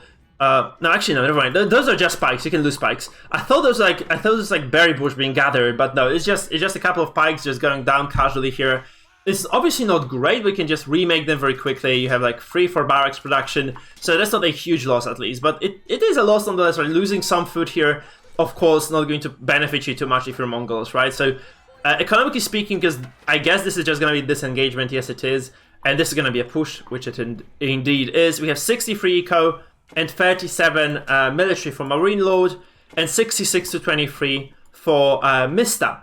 Again, we have not got a second TC this entire day so far. We're playing with very, very basic economy, single TC producing only, and there is nothing kind of hinting towards the fact that, you know, we'll be getting an additional TC anytime soon. A lot of idle villagers, by the way, for TheMista over here. 8 right now. It's not good sign, I think. That's not great. But we see another push, actually. So MarineLord goes for an arrow. He's relentless in this aggression, right? I don't think it's gonna benefit him too much because they're nice in the back, just waiting for the spikes to move out. So unless you know if you are a MarineLord here, if you're able to get a very good push here, if you're actually able to just kind of kill a lot of villagers, you're fine. But you have no way right now to defend this because those knights have wrapped around the base of the Mist of MarineLord. They're gonna do a lot of damage here. I think it's gonna be a game deciding moment. There's gonna be like a slaughter of villagers. I guess 10-15 go down at the very least here before those knights are cleaned up. On the other side, however, we see a lot of archers, we see a battering ram as well, and we see a very large dedicated push actually going towards this base of the Mista. So we see a defense here. Those knights are pushed. Oh, they're on low HP, but they're pushed back actually, and they do not kill more than I think like 7-8 villagers. However, here the push from MarineLord is continuing. He really has to do damage of this to at least match what happened to his own base. And he has to match the damage done by those knights. Those knights are actually caught up, and the few pikes that are here, they caught up to the knights. They're actually going to chase still, and going to do some damage if those knights are not paying attention. So they have to be microed out, I guess. There is a second round coming from MarineLord over here in the Mista's base, and there's a relatively nice engagement with those spikes. Actually, there's a large number of spears actually coming through, funneling through that choke in the middle, through that shallow. And, it feels like it's gonna get cleaned up, but those are not bad trades from MarineLord, I think. They're not terrible. The problem, of course, being that I think that second ram went down, and... He's not even gonna... Oh, he's not gonna get cleaned up. He's actually gonna clean up himself. That's very good. So those few knights that, that MarineLord did not have... sorry, that the Mista did not have, actually probably decide this game, maybe even, because MarineLord is going to be strong enough right now to just push for the TC. Yeah, you have those knights being also cleaned up. That's very bad sign for the Mista. I think the Mista just dropped the ball completely here. He just lost the game because that was a very good positioning from MarineLord with those archers with those spikes. And those spikes, they are not like equals to knights even still, but they are overwhelming in numbers. They're very cheap to make. They do not cost gold. They're very fast as well. You can just reproduce them very quickly. So if you lose any, they're just gonna come back and just. You have like a never-ending stream of those almost. Look at this. There's also a large unoccupied army over here. And yeah, the Mista's landmark falls, the School of Cavalry falls, the TC falls as well. There's only Guildhall remaining. That's the win condition right now for MarineLord. If he can just kill this, he wins the game. Because there's no way that his opponent remakes this. I don't know what these units are doing, man. They should just be there fighting. Because if you can just keep those rams alive... If you can just attack this Guildhall, you win the game as a MarineLord. I think he realizes this. Because he's just fighting with this very small force, but the rest of his production is just really far back. Okay, so it is still terrible for the Mista. He has so much food actually, so much wood and food. He's not able to make anything out of this. And there's a never-ending stream of infantry and archers coming into his base still. So even though he repels the attack, even though he defends this, even though Mista defends this, MarineLord's still in a driver's seat in this game. Look at this. There are so many of those archers just moving forward, just trying to get some damage onto the villagers. There are spears over here as well. They did a little bit of a massacre over here. And yeah, I think this is going to be just basically a final push right now for MarineLord, for a French player. I mean, for a French player playing Mongols against our Greek player playing the French. And it seems like the French are not really winning too much today, are they? Was it just the water map actually that they won? I think this might be because there's just one win, I think. And obviously there's like a French versus French mirror, so one of those had to win. One of those factions had to win. But, okay, there are a few knights here actually giving some trouble to MarineLord, but I don't think that's enough. So there's another nice charge from the knights. Honestly, okay, Mista had very nice flanks. He has been able to charge into the units of his opponents. He's been able to clean them up very nicely in those few engages early. But right now he's just getting outmassed, I think. There's just such a huge infantry mass. For MarineLord, he's just gonna take this game, I think. Look at this. Those knights are going to take some damage here. And obviously, as I said, it's not so easy to remake them. And those crossbows, they look like Assassin's Creed crossbows, by the way. Like, man, look at this. They look so cool. That's very nice unit design. But they're attacking. That's like Assassin's Creed skin, man. Look at this. Those hoods, those cloaks, really cool stuff. So they're moving back. They're kiting. There are some crossbows in the mix, as I said. So they're dealing with the knights quite efficiently as well. So you have a lot of knight counters present on your team right now. So on your composition right now, if you are a MarineLord, and you play the game, perhaps out. It is fun. So Mongols defeating the French. very decisive fashion, but it was such a good game. Very clean macro for MarineLord. I think the very big difference was the fact that MarineLord was allowed to get the water access, right? So TheMista did not contest the water, and MarineLord had like free economy, he had like basically like 2 TC boom in a way, which allowed him to just, you know, just get a very large advantage in terms of economy. Because this doesn't show on the graph here, I think, but the villagers, you know, there were some fishing boats in the mix as well. So there was this very big trade as well over here, right? This is the villager trade where they both went for broke, and actually, like, MarineLord didn't do much damage here at all. You can see there's like no dent even in the production in the number of villagers for TheMista, but MarineLord did actually take a decent amount of damage here, not enough to actually stem the flow of those infantry units, right? In terms of military count, look at this again. Mongols just outproducing the French, right? I think there's a big weakness. Like, you can just get such a huge mass of units that the French is never able to fight you back. Like, it doesn't matter how high quality your army is. You have even enough trash army, like, you can just defeat that unless your enemy has Mongols, I think. Like, if you had some Mongols, maybe then, because it's very difficult to reach them, you know, against the knights, against like some sort of decent micro, and in those choke points, I think that's kind of the nice defensive unit here. If TheMista had been able to, you know, muster up like 2-3 Mongols, just focus on that ranged lineup in the back, I think this would have been very, very useful to him, or even just kind of, he could have used that to eliminate the pikes. I believe that this was probably the play. We have not seen much artillery at all, barring those obvious sea drums and barring the spriggles as well, coming from the Mongols of TheMista in the previous game, right? This was kind of cool of a play. But this being said, we are at the match point. MarineLord being at the advantage 1-2, so 2-1 actually, which is pretty cool. Guys, if you're new to the stream, by the way, please remember to subscribe on YouTube. Follow me on Twitch, leave me a like on YouTube as well, because this boosts my visibility. And yeah, just enjoy yourselves, and do join the chat if you're new. Also, you can introduce yourselves, tell me how you're feeling about the casting, tell me how you're actually feeling on the day, or how you feel about the matchups, you know, anything you like. We can obviously talk about this now, because we have some downtime waiting for the next game to begin. That was a very good game. I really like those kind of scrappy feudal castle age games. They're really exciting. We have not seen any 30 maps played today as well. I don't think that's gonna happen, right? They're just gonna go aggressive all day long. So I've updated the score. I think it takes a while for the screen to reflect that. It does. We have this visible right now. So you have 2-1 for TheMista. Very cool games, man. I'm really thrilled. So we're just waiting right now. We're waiting for the next game to begin.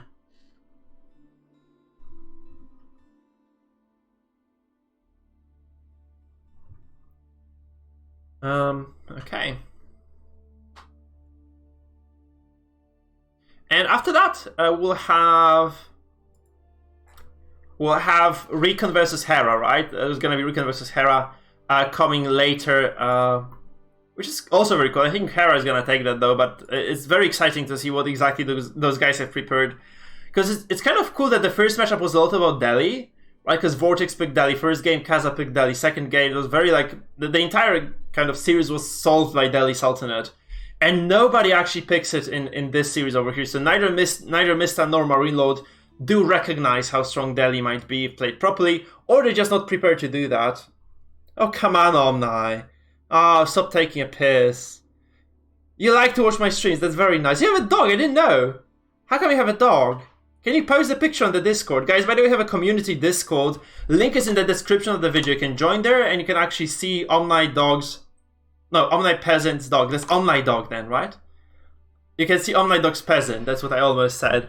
But yeah, you can see the Omni Dog as well. Omni is a cool guy, by the way. If you enjoy like memes, I think he has a very cool YouTube channel that I would very much advertise or recommend to you guys. Those guys are taking a while to decide, aren't they? They really are taking a while to decide. So we're just going to be patient. Yeah, we're just gonna have to be patient here.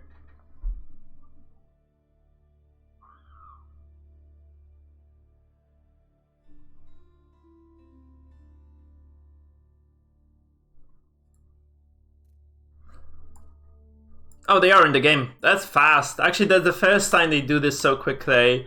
So I guess we just jump right into the game once it unlocks, of course, for us. Oh, I think it was just kind of a bug again, because they just went in and left the lobby instantaneously before I could join as the observer. It should load now, though. I think, yeah.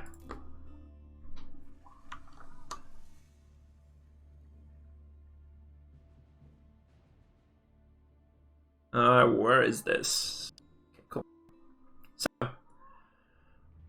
okay, yeah. So the French have not won a game in the series, which actually means that there is not going to be. Yeah, we will see French win today on this in this series once again, because this is going to be French versus French. So one of those guys have to win.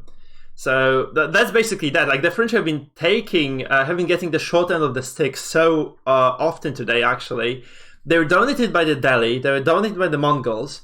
What is the two matchups that happened outside of the French versus French? Actually, we had also Mongols versus Rus, right, where Mongols won in this series over here. But generally speaking, French do not seem to be performing too well on the day. Let's face it. Like, they're probably good in the French versus French matchup, but the French being such an easy civ to play, I think they were just very prevalent early because people just knew exactly how to play them from the get-go. They were very easy to pick up, right? On the other hand, the Delhi Sultanate, for instance, they're very, very complex.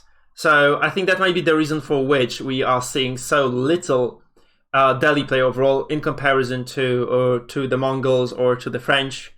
Right, that was kind of the idea here. The French are just really simple, straightforward. Their builds are easy. You can just kind of focus on micro and not worry too much about like those unique bonuses that you have to apply from your civ. We also saw Englishmen versus the French, right? So the French lost to English, the French lost to Mongols, the French lost to Delhi. The only civ that is still kind of out there that can still be played, I don't think we have seen the Holy Roman Empire today. We have not seen the what else are we missing? HRE and Chinese, right? I think those are the only two civs that have not been played so far. Am I missing on something? Have we seen every other civ? Because we have seen the English, the French, the Mongols, the Delhi, English, French, Mongols, Delhi. Oh, we have not seen Abbasid either, right? We have not seen Abbasid either. So that's the thing. So we are still 3 civilizations short. So I think this might shift the kind of the perception of the meta, or like, given how those guys are playing, right? This might kind of change how we perceive it to a certain extent. Yeah, he looked he was pushed to being defensive, though, let's face it, because MarineLord took that water control for some reason. I don't understand why, but he was allowed to take the water control against the French, which is, I mean, it's weird, man. I don't understand how he can give water control to the French as the French. And he had basically 2 TCs for a long time. Like, he produced 8 fishing boats. He got a lot of fish from the river, and I think that was basically what allowed him to just get a decent numbers advantage in terms of the army and just play around it from there. I think that was basically the idea here. That was the turning factor of the game. Like, he was just so far ahead because of how strong his economy was in comparison to the French economy, which is usually even stronger. So it's kind of weird, but I think it was the case. That was exactly what happened that game.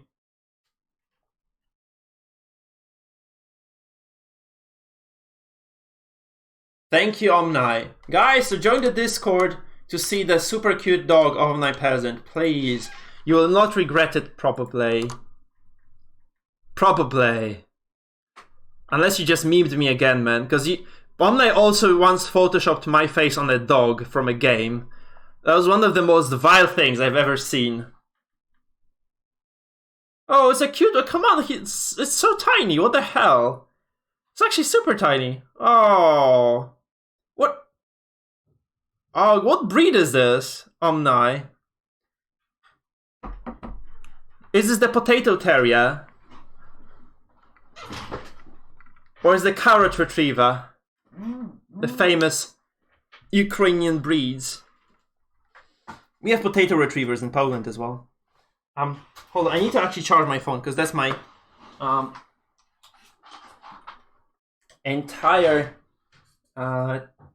ability to supervise the stream.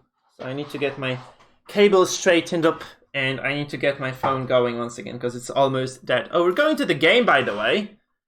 Yeah, potato retrievers are the best, man. Guys, it is probably, or not probably, it's possibly 50-50, guys, to be the final game of the series with MarineLord spawning in the bottom right-hand side of the map, playing the French. In the left-hand side, also on the bottom, kind of in the middle of the map, it is TheMista playing the French in the yellow. And it's pretty exciting, to be honest, to see this. It's actually quite cool that we're gonna kind of probably end the series with a French against French matchup, unless, of course, Mista manages to somehow win it back right now. And the thing is, like, if Mista manages to win it back, then it is going to be a 2-2 tie, and we'll see how exactly those guys manage Game 5, where only one of them is going to be, namely, it's going to be MarineLord, who will be able to pick the French for that final match. So we see no surprises here, I guess. A house being built, then a mining camp being built, then those villagers just going all the way towards this gold mine. Probably third one joining them very soon as well. And it is indeed the case. And with this happening over here, we'll just kind of have a standard nice opening.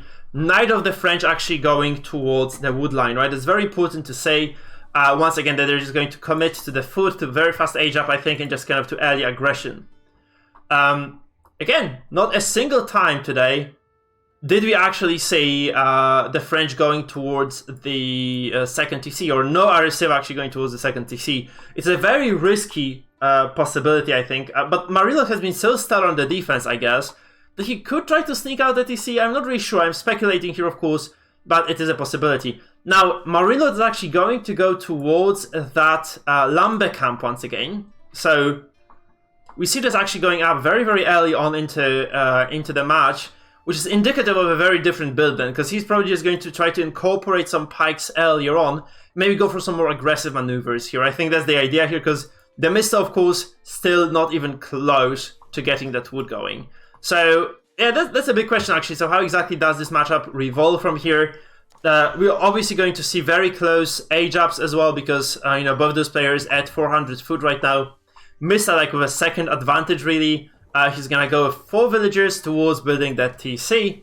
And 1 villager actually is going to break off from this pack of 4 to build a lumber camp. There are 2 villagers on the lumber for MarineLord, and he's also building this School of Cavalry, though with 2 villagers only, so he's probably going to be a little bit later to the punch.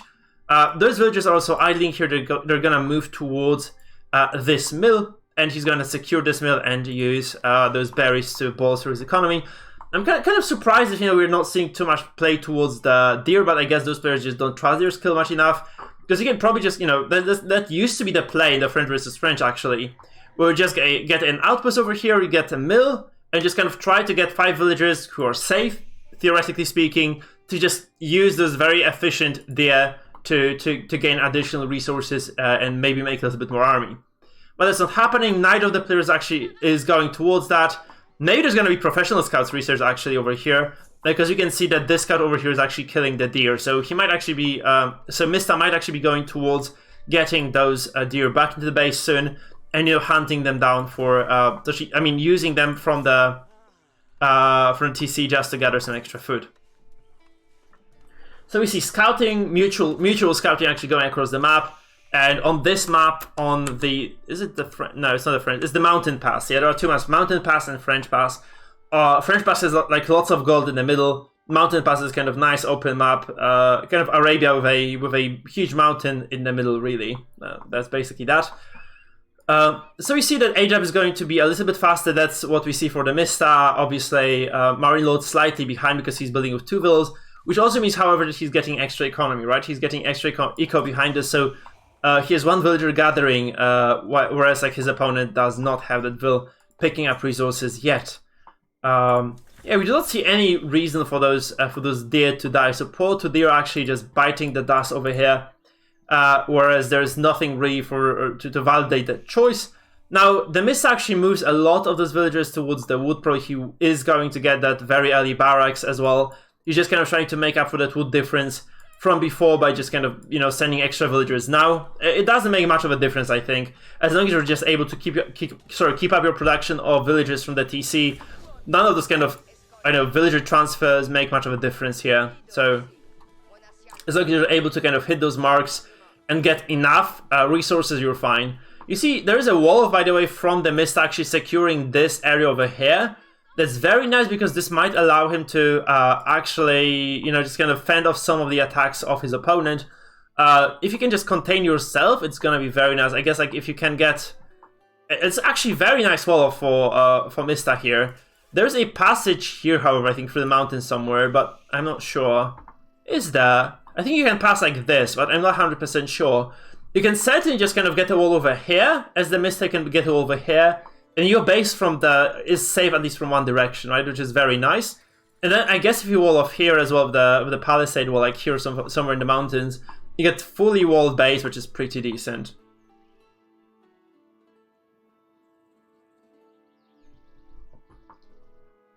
I don't know, Counted. I have no idea. I mean, those guys are clearly better players than me, right? So, especially if they're French. So I think they're just kind of trying to... That's going to be a micro battle, I think. It's going to come down to micro... First of all, macro to some extent as well, I guess. So MarineLord here sitting on a decent eco. They're not really committing to army, are they? So we have one knight for MarineLord. And you have two knights for TheMista. But TheMista is actually using those scouts to... He actually did research professional scouts, I think. So he's killing the deer and bringing the deer to the TC. Which is a safe choice. We have seen this done before as well, I think by him as well, right? He was doing this against the Rus, right, of MarineLord. So that was the choice, but MarineLord is actually doing that as well. So this seems to be a very decent choice. If you can get that research going, you can actually pick up the deer and move them to your base, which means you're no longer exposed to any attacks. And not many players actually do this. I have not seen this done too many times. So it's kind of a safe, non-committed game. They're not going to fight too much. There are 3 knights for TheMista. By the way, the yellow knights look very cool. I like that. That's very nice kind of graphical design for the yellow knights, guys. Lovely dudes. On the other side of the map, though, for MarineLord, we do not see too many units at all. Let's compare economies. 31 and 7. That's equal to military. And that's 30 to 6. So there's one fewer villagers somehow for MarineLord. So he must have skipped a beat somewhere. Maybe he just made up for it, yeah. And there is obviously fewer military actually as well. I'm really wondering what exactly happens here because, like, generally speaking, the French versus French games have been very violent, guys. That's the reality of it. Like, the French versus French have been, like, really just kind of people being on the offensive all the time. And just kind of trading blows. That's what my French versus French looks like as well. Like when I play against another French player, because I play French and Abbasid, if I play French versus French, it's usually just kind of, you know, I kill your villagers, you kill mine. I think these guys just kind of understand that, you know, there is like very little possibility because like they're both very good at the game, right? They realize it's not gonna happen anymore. Like they're gonna garrison their villagers so fast that the harassment is not gonna, I think, is gonna be a non-factor, right? It's not gonna be possible for those knights to harass anything. Now, MarineLord is going to try to utilize this kind of narrow passageway, but he's going to be gravely disappointed to find this completely walled off as well, so he's going to have to find another route to his opponent's base. I do not think he can go through here, right? He actually also notices that this hunt has already been taken, literally taken, so it has been like completely dismantled, and there is no way to recover those deer. And also, he's kind of trapped by those 3 knights over here coming from TheMista. Mista, by the way, has a blacksmith, whereas MarineLord does not, so there is going to be a small advantage in that regard as well. I don't think there's a fight breaking out here either. I think that, you know, they both research chivalry, so they could trade a few blows, maybe hope for like 1 knight kill to 0, but that basically is that. I don't think they're gonna commit to that either.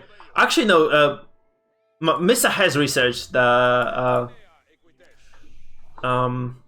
chivalry, whereas MarineLord has not yet. However, MarineLord is actually gonna go up. He clicks up. He goes for the guild hall, I believe, and he's going to start going towards that castle age. And it is going to be a big problem right now for TheMista. So the question is like whether TheMista is able to do something right now, or he just produced like 1 knight too many, and he's like slightly behind the eco this way. he has produced 4 knights too many, man. Oh my god, 5. So we have a very large army. Actually, I wasn't paying attention to this because he kept those units at home. But we do have like 3 knights for MarineLord to, you know, what seems to be like 11 knights for TheMista. And the question is like, how exactly does MarineLord defend this right now? Because this is like a very large army disadvantage. And those guys are reached, they are fully upgraded as well with the attack bonus. They kill 1 knight as well. That's really bad because, let's face it, MarineLord is not really geared towards defending this at all. He queues up a few knights, maybe he's gonna be okay. He builds like additional stable or 2, or stable barracks. Like, if you are Mista right now, you're wasting time. You have to go for an attack. Really, you do have to do this. I mean, obviously you're going up yourself. I think Mista is actually clicking up somewhere here. Yeah, he is. But the problem is that, you know, for MarineLord, he has so many fewer units right now. If you can just kind of capitalize on this right away, if you can just get a nice run of those villagers, even just trade a little bit, you can definitely eke out a nice lead. But instead, I think we're just going to gear towards the late game. So there's nice charge forward. They're going to get a single villager kill. They're going to maybe trade favorably here. It seems to be the case that they're going to trade at least quite nicely. But that TC is fully garrisoned with villagers, so the most he does actually deny some mining time from his opponent. He's just going to disengage. There are 3 villagers building here. There are 5 for TheMista, so actually that age up is not going to be so decent. They're going to age up at a relatively similar time. But obviously TheMista still holds a knight advantage, right? He has way more knights. I'm not sure how exactly this works for him. Oh man, if this was actually a wraparound before, if he'd actually been able to get to this construction site prior to this moment right now, he could have been able to get so much more done. Maybe pressure MarineLord off the Guildhall, just kind of take the castle age lead himself. It doesn't happen though, so ML reaches that age up first. And the question is like, how exactly does this game evolve right now? Of course, there's like a little multi-prong attack happening. Those knights are trapped though, so they're gonna take the scout and leave. And there is not much happening for now. I think they're just going to disengage, get their knight upgrades, I think, and they're just going to look for another opportunity. Unless one of them makes a big mistake. Of course, there's chivalry done for TheMista though, so if he takes damage, he's actually fine with this. On the other side, however, MarineLord doesn't have the chivalry. He has royal knights. I think the upgrade is also taking place, right? He's getting that veteran upgrade somewhere right over here, whereas obviously the same probably is going for Mista, though Mista is again a little bit ahead on the clock. So he has more knights, and he is actually he's actually going to sit on an upgrade advantage too. He has it right away, and there are no veteran knights for our French player. So TheMista does actually hold a veteran royal knight advantage for a while. Now actually it is matched right now, so it kind of all gets dissolved, I guess. Yeah, they just disengage, as I said. They're not going to fight anymore. Because there's like no nice opening for either of those players, right? Because like TheMista has an army advantage, but he doesn't. He's on the attacking side, so he can't really just go in here and attack this huge French base with the TC. Like that's just not gonna work, I think. Whereas on the other side, you know, MarineLord has the defender's advantage, so he's kind of safe-ish. But he doesn't want to overcome it because, again, he has like army disadvantage, I think, still. Despite all that happened, despite making some extra knights, I think he does still hold the army advantage over here. So it seems like they're just going to disengage. Nice micro out, getting those those more vulnerable knights out, but it doesn't quite mean that anything significant actually happens this game at all. So yeah, there are actually knights coming from the back, killing 3 villagers of MarineLord here, which is very good. For TheMista, he's this very large knight force actually over here, and he's going to keep doing the multi-prong attack. He's going to keep harassing here, and as these knights actually lure MarineLord in, the next pack of knights arrives into the base, and they're going to try at least to posture offensively, get some aggression done, or, you know, just at least harass the opponent here to some extent, right? It is looking quite good, honestly. Now TheMista, back at home. Oh no, MarineLord actually is getting stone, so that's the thing. So ML is actually going for the stone. He can get the second TC right away if he wants to. He's getting this. Oh, he's actually started, right? He has just started that. He has been getting stone. And he's actually probably going to keep harvesting the stone towards the keep later on. And he's just going to settle on 2 TCs. Obviously, I think Mista sees this, right? We can just see his perspective right away. He doesn't yet. He might see the foundations now, so he's gonna be aware of the fact that there is something messy happening right away. He's actually could have actually killed a few of those villagers, but he decides against that. I think he kind of knows there are knights coming as well. He doesn't want to trade against this. There's a wolf killing villagers, man. That's how intense this game is. They're not managing to defend their villagers against the wolves anymore. And there's a large force of the Mist actually attacking here. I'm not sure if this is enough to kill. I think this might be enough to actually defeat MarineLord altogether. Look at this. So the nice charge in. There's a smaller force from MarineLord actually. I don't think this is enough to defend this. Is it? Like, I think we might have just kind of seen a little bit of an overreach from ML here. He goes for that second TC while not really having enough army to support himself, and he's just gonna lose this fight. Now the question is, are those knights going to be able to end the game, right? Does it actually mean the end of the game? It seems that it's the end, and it is going to be all 5 games for us today with ML versus Mista. So MarineLord is actually defeated. Mista makes more knights, Mista gets more tech, Mista goes not up faster, but he just kind of is more efficient at going up to the next age, produces more cavalry, and just wins the engagement, and that's all she wrote. Very weird ending, honestly. That kind of trade at the end was, obviously favoring Mista because he had way more cavalry. So you can see here, like, there was a significant army disadvantage for the Mista, for MarineLord throughout the game. Honestly, at the end, it was just too big. It was impossible to overcome that, even with additional infrastructure behind it, right? So MarineLord just kind of didn't have enough forces to defend against that aggression, and he just loses. Yeah, it's interesting actually to see that TC being built and losing the game instantaneously as well. So yeah, I think Mista just recognizing how strong he is, he just kind of goes in and takes it. He is going to be 2-2 in the series. Very peculiar, honestly, to see this happen. We are 2-2 in the series, guys. We're 2-2. I just need to fix the score.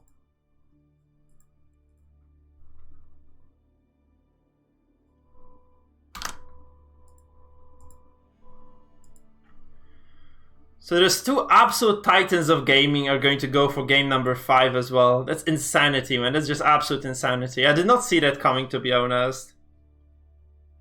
Yeah, oh, that would be... Oh, whoa. Yeah, because MarineLord actually has the French still, right? Mista took the French. That is probably gonna be the Boulder Bay then. Does ML have the pick now? I think he lost, so he should have the pick, right? So he's just gonna go for the Boulder Bay, I guess. He's just gonna use the French, and we'll see how exactly Mista responds. I mean, this was very good effort by Mista. She just took so many good fights in the end. Despite having like this very slow start to the game, right? It was very nicely done. I think those deer again, like having that extra food income, right, was very beneficial for him. So it was quite interesting to see that happen overall. We're just waiting for the players to get ready again. So, yeah.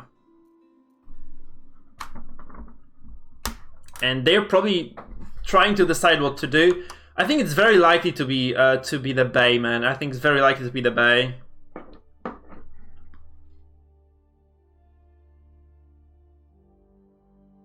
I'm gonna check the Discord because they do announce the picks instantaneously, so we'll know what we're going up against, or we'll know the matchup that we're going into anyway. So we just have to see that on the Discord of Genesis. It is actually Boulder Bay. It is actually Boulder Bay, guys. So it's gonna be Boulder Bay, Abbasid versus French. Of course, MarineLord being still able to pick the French after all those games he played against them.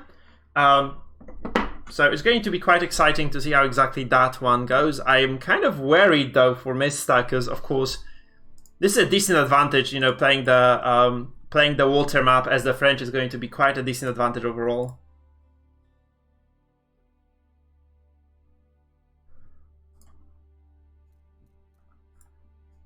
Observe. We're going to see the Abbasid Dynasty for the very first time of the day. On the day we'll actually see the Abbasids being played.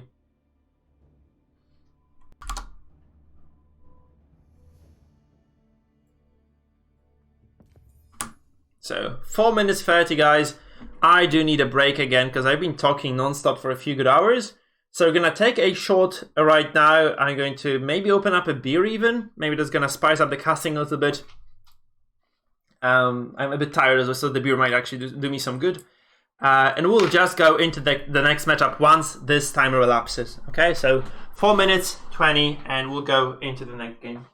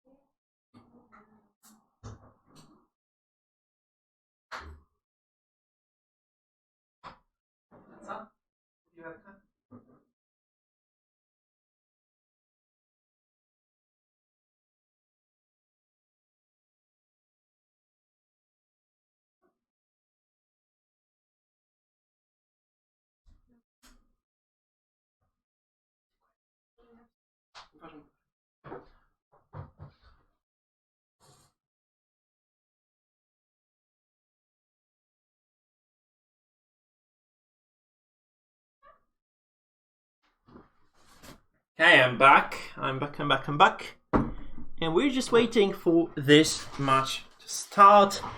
I'm curious actually, because Mista might have something up his sleeve. I think he must be prepared to deal with the French somehow. And there's like this very nice, I think that might happen actually. There's very nice build order that I've been doing on the ladder of the Abbasid. We just kind of go for very, very fast second TC. We're like, you're basically good to go with like feudal and second TC around 7 minutes.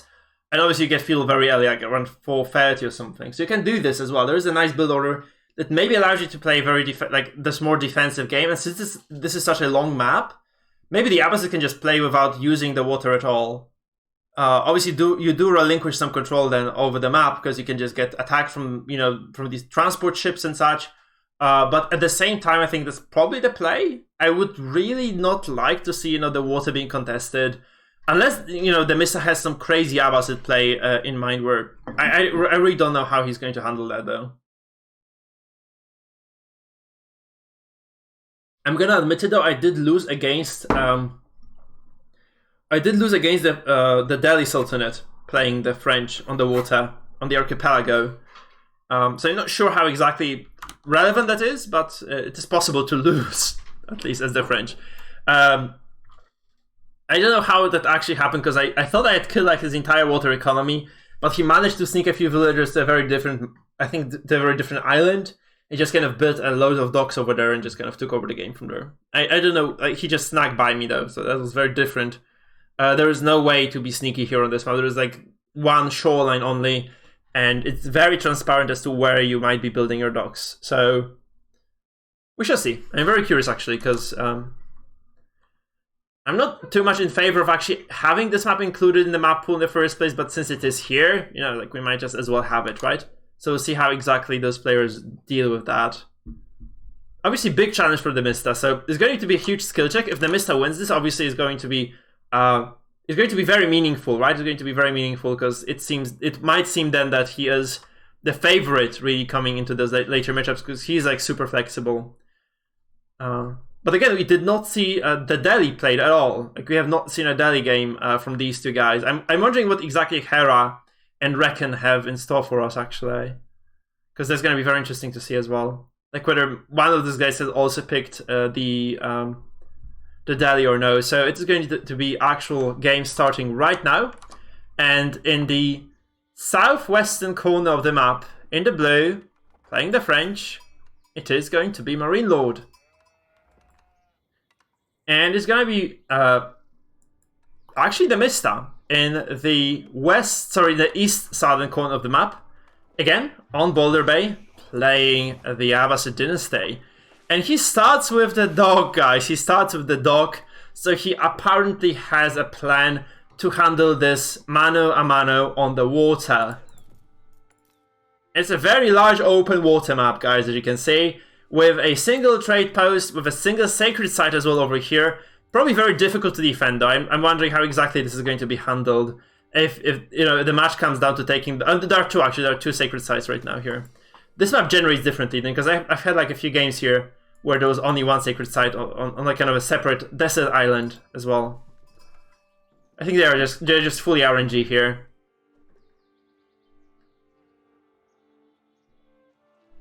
So, the Abbasid opening with the water heavily. We have 5 villagers on the wood. There's one for fishing as well over here on the dock, and there is a fishing boat or two being made by TheMista, obviously. No surprise here, MarineLord also going for the water. There is no reason for the French not to take the water. The very important thing, by the way, is that those spawns, I don't think they favor the French quite heavily, because this is very short rush distance, right? Because you could spawn like over here. That's what I think we saw with the Mongols versus French before, like where they spawn like around here, around this spot. But here, that's very kind of close to each other, and they might actually meet very soon. So those armies are going to clash very easily. And that, I think that castle, that's fast WTC build from TheMista, that I did say it was a possibility, is no longer on the cards, I think, because it's way too close of a distance, and the rush might be lethal, right? So I don't think going WTC here makes much sense. So we'll see, however. So we have 2 fishing boats here, and a ferry run coming out. There's no surprises again. I'm really kind of wondering how exactly the Abbasid are going to play the water, though. Really, like, kind of unsure as to how exactly you can defend those ships. There are a few possibilities that kind of come to spring to my mind. One of them being actually just kind of you fishing from these deposits first, and maybe getting an outpost. And getting those, you can get like a sprinkled emplacement, I think, on that. So maybe that's going to be the way. I don't know, though. I have no idea. But that will, of course, require you to move on to the stone and get some stone very early on as well. Spend 100 wood to secure a position. I guess that's better than losing the game straight up, though, right? So maybe the disadvantage can be at least to a certain extent alleviated by getting some extra defensive buildings over here. I'm not sure. I'm really not sure as to how exactly this is going to play out. So obviously TheMista going for those kind of deep fish for now because he can, but later on down the line I think he's gonna have to relinquish this position, just go for a more defensive play over here. Now neither of the players is ready to age up. It's 3:20, so it's kind of late, to be honest, for the Abbasid to age up. So he's going to be up to feudal around, sorry, up to feudal around like 5-minute mark, I think, at this point, right? Maybe a bit later actually even. Yeah, he's gonna be at 5:30, right? 5:30 now. So it's quite slow actually. Maybe even like at 5:36 seems to be the timer. And the French have already started their research as well, so they're gonna go up rather soon too. I would wager that again we'll see like this single hulk being built from the docks of the French. That seems to be the possibility. Oh, the sprinkler replacement is not possible even. Okay, that's good to know. I'm just thinking, man, because I'm actually trying to figure out the way to defend those ships. Because once the Hulk pops and just kind of swims across the map, I don't think there is much that you can do defensively, right? Against that as Abbasid. Like, no upgrades here are just going to be enough. I mean, you can just go for like Dow heavy, but they're just getting heavily countered by those. So, I don't know, by the Hulks. I'm not really sure if that's gonna work. There is a scouting going, so now MarineLord confirms that there is a lot of fishing going on the side of the Abbasids, and he's just gonna be preparing probably for an attack of his own. So I'm pretty sure he's just gonna go for a very early Hulk and just try to pressure his opponent out of that position. This being said, there's a lot of villagers who are still gathering wood, right? So that's probably a hint towards the fact that we're gonna see a Hulk pop out the second that this age up finishes. 2 villagers though only on this, so it's probably going to be relatively slow. I think it is like the problem. So it's not like a unique. It is relatively unique to the French, but in the way that it's kind of available very early, right? Because you cannot get attack ship because it is an attack ship, okay, which is a ballista on the broadside. The thing is that all civs have access to those, but not in H2. They have access to it in H3. So it's gonna have a huge tech advantage that you can use those very heavy attack ships that basically dispose of those arrow ships very easily, because all the arrow ships just get arrow ships. Whereas the French do not get the arrow ships, I think. As far as I remember, yeah. They only get the Hulk, which is the normal attack ship. Okay, so I spy with my little eye something beginning with H, but not yet. So MarineLord is gonna get 300 wood, and as he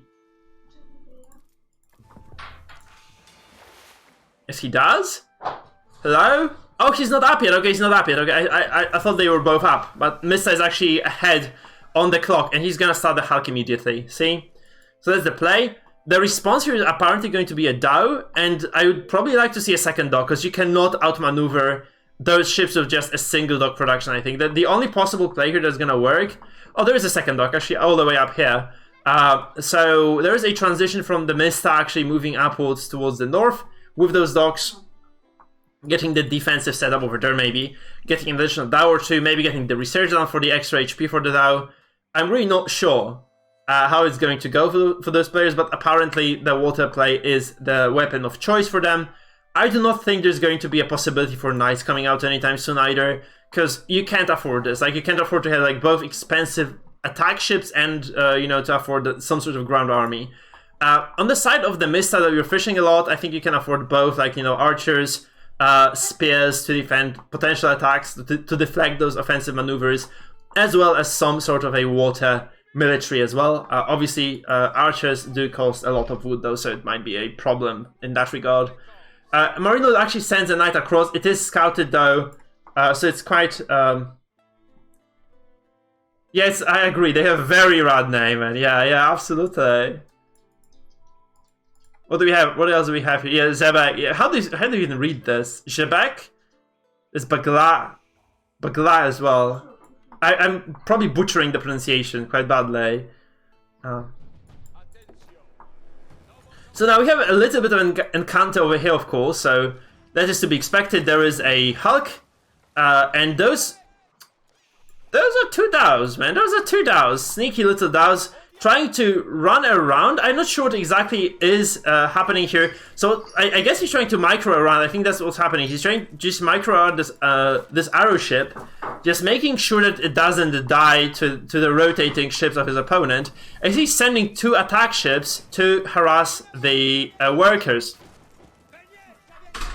So he's gonna kill at least one or two fishing boats of his opponent, but there is a second Hulk over here, or third Hulk actually, just defending that position, and obviously MarineLord is going to go find about this water base as well, and he's going to put pressure on that. So we see there's also another Hulk in production here in the northern dock, and there is another Hulk in production in the southern one. So I think MarineLord is going for like full, complete, and utter... it's Zebek, okay, it's Zebek. So anyway, it's complete and utter water domination here coming from MarineLord. I think he is not going to be defeated with this many ships. The question is though, because it is a lot of money spent to build those, don't get me wrong, because the expenditures on the side of Mista were actually quite low. Like, the Mista got, you know, he has 6 fishing ships, and he produced like 3 attack ships, which are significantly cheaper than those Hulks. They are like, what, 180 and 90, basically like half the price or even less. Which means that, honestly, it's not that bad for the Abbasid, is it? So Mista is actually, he did actually gather the stone. He actually goes for the second TC on the back of this. So he has double TC economy. Obviously the Abbasid have that extra fresh foodstuff upgrade. He's going up to the castle age, man. He's actually doing super well. I think this is a major overcommitment from MarineLord towards the water. Because like, what does he gain here? He's like, he can kill those fishing ships, can kill the dock. But as I said, there's like summer distraction because those arrow ships just ran in here. They force extra warship production. Like, he has like, what, almost, I think, 1,500 gold on the water. And how does he use it in combat? He doesn't really, right? This base is so distant that it doesn't seem to matter how, that you have so many ships. Like, you can kill those. I don't think that it matters too much to our Greek player. Like, the Mista has like so much right now in on the ground. He has like 2 TCs. He has such a nice booming economy. Look at this. He has 47 workers. There are 47 MarineLord side and 46 on the Mista for the Mista. And he's actually going to keep getting the advantage now because he's double producing the vills. So that French bonus is not going to be much more relevant anymore. And you have like 4 spears over here, hardened, I guess. No, just regular spears, deflecting that singular knight. But honestly, look at this. This could have been 15 knights. This could have been 15 knights for, I think, 15 knights for MarineLord. Like, so many ships, man. We have 5 of those hulks. 5! Which is... It's like, well, 1,300 gold. Okay, it's 1,300 gold, which is a lot still. No, don't get me wrong, it's so much money that he just doesn't have access to. Like, you cannot salvage those. I think he would like to salvage those ships right now, because he needed... The thing is, he needed 2 of those to completely dominate this water battle. He didn't need 5. And Mista reaches Castle Age so far ahead of his opponent. Look at this, MarineLord nowhere near. Like, he's 400 foot away still from even starting the age up. And yeah, Mista is already there. He has the culturing access to a lot of those cool techs. Like, this is so good. Preservation of knowledge means that you have minus 30% cost to all the tech you're gonna research in the future, which includes the imp upgrades if we get there even, right? We have not seen a single imp age up today, by the way. So we might actually see a very long game. It seems to be the case, right? We have lots of water economy, of course, for MarineLord, so it's not like this is terrible for him, because he has so many ships on the water. He's gonna be able to harvest a lot of those resources from the fish. But I do not really think that, Mista really cares too much about this, because he matches those expenditures with his own economy here. He could probably just send more villagers towards the sun, just get more TCs even, if he wants to. And I guess he's just gonna err on the side of caution. He's gonna get his eco going. I would really love to see some eco upgrades right now. He has a very safe position, and he should be definitely trying to get some research. Look at MarineLord. He already has done the first wood research. He has probably done the first no mining, but probably the first eco wheelbarrow as well. Is very likely to have been researched somewhere. Oh no, he doesn't need the wheelbarrow because he's actually using the ships. So he probably has researched the drift nets. The first layer of the water attack anyway. Yeah, they have camel cav. Yeah, they have camels. They have also free siege. Look at this. This is happening again. Oh my god, MarineLord is gonna get PTSD from this, because this is the second time that this is exactly what Mista did with the Mongols. Very fast age up into a super aggressive artillery push, because they can build. They have the free upgrade as well to build artillery on the site. They can just use those infantry units to build artillery. You need a special upgrade to all the other civs to do this.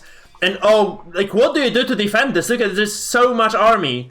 There are MAAs, there are additional barracks coming, there are battering rams, there is a Springald over here as well, of course, being built, the Springald number 3 being built. There's nothing. So I choked actually on this. Just like MarineLord is choking right now. Oh, he's just dead, isn't he? He has nothing on the ground, literally no units on the ground. Look at this, he has 5 warships and 8 men-at-arms.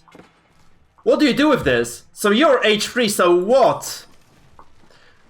Mista has 3 Springalds, probably 4th on the way. They deal super well. They're like super anti-armor units. They deal so well with MAAs. They deal so well with Knights as well. Look at this. This is such a small unit. I don't know how you dissolve this. Like, how do you even manage this defense anymore?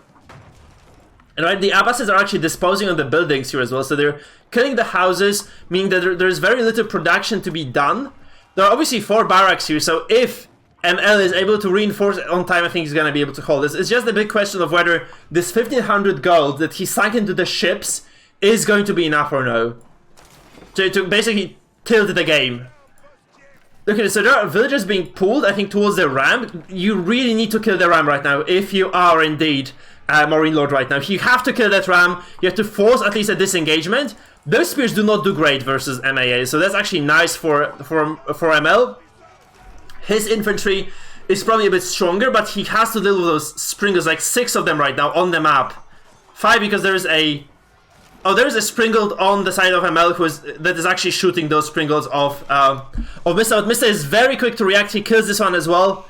This is GG!